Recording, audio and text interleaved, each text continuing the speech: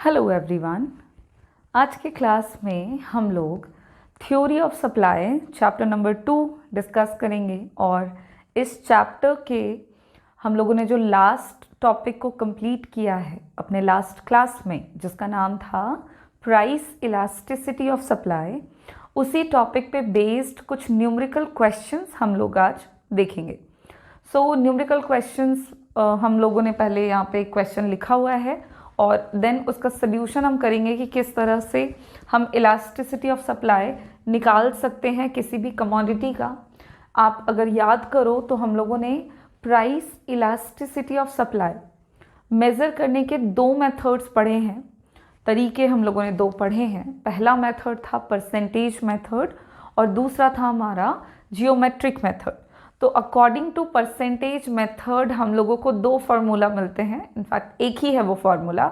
एक फार्मूला था जिसमें हम लोगों ने इलास्टिसिटी ऑफ सप्लाई निकालने के लिए क्या करना होता था, तो परसेंट चेंज हम निकालते थे in quantity divided by percent change in price of the product. और इसी फार्मूले को जब हम सिंबॉलिक फॉर्म में निकाल के ले आते हैं तो एक फार्मूला हमें मिलता है जो कि है elasticity of supply is equals to delta Q by delta P, which means change in quantity by change in price into initial price by initial quantity। और इन दोनों में से जैसा कि मैंने पहले बताया होगा कि आप किस फॉर्मूले का इस्तेमाल कब करोगे, ये डिपेंड करता है कि क्वेश्चन में किस तरह का इंफॉर्मेशन गिवन है। तो यहाँ पे हमारे पास एक क्वेश्चन है, हम इसको सॉल्व करेंगे और इलास्टिसिटी ऑफ सप्लाई निकालेंगे और हम देखेंगे कि हमारे क्वेश्चन में किस तरह का वैल्यू दिया हुआ है और हमें दोनों में से कौन से फॉर्मूले का इस्तेमाल करते हुए इलास्टिसिटी ऑफ सप्लाई को निकालना है। तो आइए शुरू करें हम लोग सोल्यूशन को। तो यहाँ पे क्वेश्चन है जिसमें कह रहा है कि एक प्रोड्यूसर हैं जो कि ऑफर करते हैं बेचने के लिए, offers to sell 400 units of a commodity. एक वस्तु है, उसके 400 यूनिट्स को प्रोड्यूसर बेचना चाहते हैं जब उस कमोडिटी की कीमत प्राइस ₹10 पर यूनिट है, यानी कि प्राइस 10 रुपीज़ पर यूनिट है।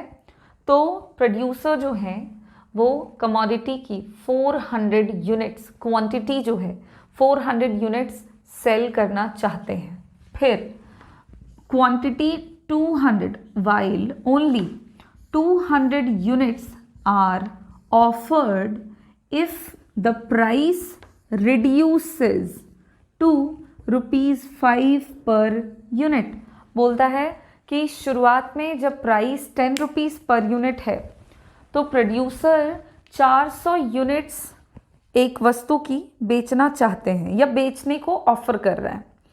फिर बोलता है कि प्राइसेस घट गया और घट के हो गया है 10 रुपीज़ पर यूनिट से 5 रुपीज़ पर यूनिट।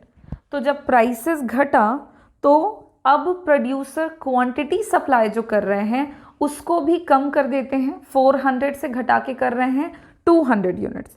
तो पूछा जा रहा है कि फाइंड कीजिए इलास्टिसिटी ऑफ सप्लाई, मतलब निकालिए इलास्टिसिटी ऑफ सप्लाई क्या है इस कमोडिटी की। तो इलास्टिसिटी ऑफ सप्लाई निकालेंगे हम। सबसे पहले तो हम ये देखेंगे सॉल्यूशन जब हम करेंगे तो सबसे पहले हम देखेंगे कि हमारे पास क्या क्या गिवन है, हमारे पास क्या क्या इंफॉर्मेशन दिया हुआ है और on the basis of these information हम निकाल लेंगे elasticity of supply. So given क्या क्या है, गिवन है क्वांटिटी और ये इनिशियल क्वांटिटी है। शुरुआत में प्रोड्यूसर कितनी क्वांटिटी बेचना चाहते हैं वो दिया हुआ है। तो आप यहाँ पे सिंपली पहले लिख लो जो जो चीज़ें गिवन है वो। इनिशियल क्वांटिटी हमारी दी हुई है और इनिशियल क्वांटिटी को हम सिंबॉलिक फॉर्म में Q से डिनोट करेंगे जो कि है 400 यूनिट्स। और क्या दिया हुआ है, तो प्राइस दिया हुआ है ₹10 पर यूनिट, तो ये भी आपका इनिशियल प्राइस है। बोलता है शुरुआत में कीमत जब 10 रुपये है तब प्रोड्यूसर 400 यूनिट बेचना चाहते हैं, तो ये इनिशियल क्वांटिटी है और ये इनिशियल प्राइस है, इसलिए इनिशियल क्वांटिटी को Q से और इनिशियल प्राइस को हम P से डिनोट करेंगे और हम यहाँ लिख लेंगे ₹10 पर यूनिट। फिर आपका बोलता है कि उसके बाद producer quantity of the commodity सिर्फ 200 बेचते हैं जब प्राइस घट के 5 रुपये पर यूनिट हो जाता है। यानी कि जो इनिशियल क्वांटिटी है वो 400 थी और जो फाइनल क्वांटिटी है कि बाद में कितनी प्रोड्यूसर वस्तु की कितनी मात्रा बेच रहे हैं, तो फाइनल क्वांटिटी को हम Q1 से दिखाएंगे और वो है हमारा 200 यूनिट्स। और फाइनल प्राइस भी दिया हुआ है आपका कि जब प्राइस घट के 5 रुपये हो जाता है तब, तो फाइनल प्राइस को हम P1 से डिनोट करेंगे ₹5 पर यूनिट। इतनी चीज़ें हमारे क्वेश्चन में गिवन है और आपसे इलास्टिसिटी ऑफ सप्लाई के बारे में पूछा जा रहा है। आपको कहा जा रहा है कि इलास्टिसिटी ऑफ सप्लाई का वैल्यू निकालिए और बताइए कि क्या वैल्यू होगा प्राइस इलास्टिसिटी ऑफ सप्लाई का। अब जितने वैल्यूज़ हमारे पास दिए हुए हैं हमें एक बार ज़रा इन पे गौर करें और सोचेंगे कि कौन सा फॉर्मूला हमने यूज़ करना है। तो जैसा कि हम देख पा रहे हैं कि इनिशियल क्वांटिटी है, फाइनल क्वांटिटी है, हमारे पास इलास्टिसिटी ऑफ सप्लाई आपको निकालना है। ओके, तो इनिशियल है, फाइनल है, क्वांटिटी भी और प्राइस भी। इलास्टिसिटी ऑफ सप्लाई का फॉर्मूला 2 है। आप उसमें से जो इलास्टिसिटी ऑफ सप्लाई का एक फॉर्मूला है delta Q by delta P into P by Q, उसका इस्तेमाल करेंगे। और उस फॉर्मूले को यूज़ करने के लिए सबसे पहले तो आपको निकालना होगा चेंज इन क्वांटिटी। आपको पहले तो कैलकुलेट कर लेना पड़ेगा कि क्वांटिटी में कितने का चेंज आया है। सो चेंज इन क्वांटिटी हम निकालेंगे। क्वांटिटी में चेंज हम कैसे निकालेंगे? अच्छा, चेंज इन क्वांटिटी को हम कैसे डिनोट करेंगे? तो डेल्टा Q से, ठीक है। अब इसको हम कैसे निकालते हैं? तो final quantity minus initial quantity, यानी कि Q1 minus Q। Final quantity कितनी है हमारे पास? 200 यूनिट्स। इनिशियल क्वांटिटी कितनी है? 400 यूनिट्स। इन दोनों को आप सब्सट्रैक्ट करो तो वैल्यू आएगा -200 यूनिट्स। ये आपका आ रहा है चेंज इन क्वांटिटी। सिमिलरली आपको निकालना होगा चेंज इन प्राइस, क्योंकि आपको चेंज इन प्राइस की भी ज़रूरत है फॉर्मूले से इलास्टिसिटी ऑफ सप्लाई निकालने के लिए। और चेंज इन प्राइस को हम डेल्टा P से दिखाएंगे। और इसको हम कैसे निकालेंगे? तो जैसे हमने चेंज इन क्वांटिटी निकाला है बिल्कुल उसी तरह से चेंज इन प्राइस भी निकाल लेंगे। और यहाँ पे हम निकालेंगे final price minus initial price. Final price P1 का वैल्यू कितना है? तो ₹5 पर यूनिट। और इनिशियल प्राइस P का वैल्यू कितना है? ₹10 पर यूनिट। दोनों को सब्सट्रैक्ट करेंगे तो रिजल्टिंग जो वैल्यू आएगा वो आएगा -5 अब हमारे पास सारे वैल्यूज़ आ गए हैं जितने की ज़रूरत है हमें इलास्टिसिटी ऑफ सप्लाई को निकालने की। सो नाउ हम क्या लिखेंगे? We know that the formula of price elasticity of supply, formula क्या है? तो ES is equals to delta Q by delta P into P by Q। Formula है हमारे पास delta Q by delta P into P by Q।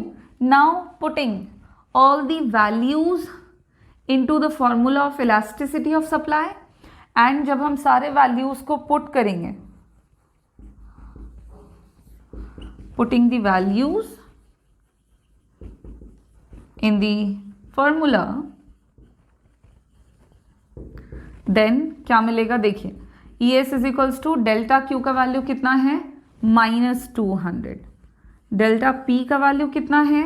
-5 into P का value कितना है? P which means initial price, P का value कितना है? ₹10 per unit. And Q यानी कि इनिशियल क्वांटिटी, वैल्यू कितना है इनिशियल क्वांटिटी का? 400 यूनिट्स। अब आप सिंपली इसको सॉल्व करो, माइनस माइनस कैंसिल हो जाएगा, 0 2 0 2 0 कैंसिल, 5 को आप डिवाइड कर दो, 10 को डिवाइड कर दो 5 से तो 2 को डिवाइड करो 4 से तो 2, एंड ये 2 और ये 2 कैंसिल। सारे वैल्यूज़ जो हैं वो ऊपर नीचे आपके कट चुके हैं, तो जो वैल्यू आ रहा है रिजल्ट में वो आ रहा है 1। यहाँ पे इलास्टिसिटी ऑफ सप्लाई का वैल्यू हमारा 1 आया है, मतलब हमारा जो प्रोडक्ट है, इस क्वेश्चन में जो प्रोडक्ट दिया हुआ है और उसकी जो भी क्वांटिटी और उसकी कीमत जो दी हुई थी, उसके बेसिस पर जब हम लोगों ने इलास्टिसिटी ऑफ सप्लाई का वैल्यू निकाला, तब जो वैल्यू आ रहा है वो 1 आ रहा है। इसका मतलब है, आप ज़रा याद करो, हम लोगों ने लास्ट क्लास में ही पढ़ा है इलास्टिसिटी ऑफ सप्लाई के type. So when the elasticity of supply is equals to 1, then we can say the supply of a product is unit elastic। Supply of the product कैसा है, तो unit elastic है, क्योंकि elasticity of supply का जो value है वो 1 के बराबर है। और इस तरह से हमारा ये क्वेश्चन सॉल्व होता है और इसका आंसर हमारा 1 आता है। ये हमारा एक क्वेश्चन और उसका सल्यूशन हम लोगों ने देख लिया है। अब हम क्या करेंगे, तो इसके बाद हम प्राइस इलास्टिसिटी ऑफ सप्लाई से रिलेटेड और भी क्वेश्चन सॉल्व करेंगे।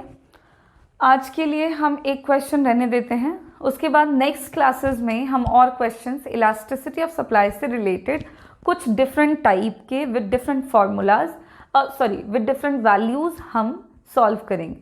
Thank you.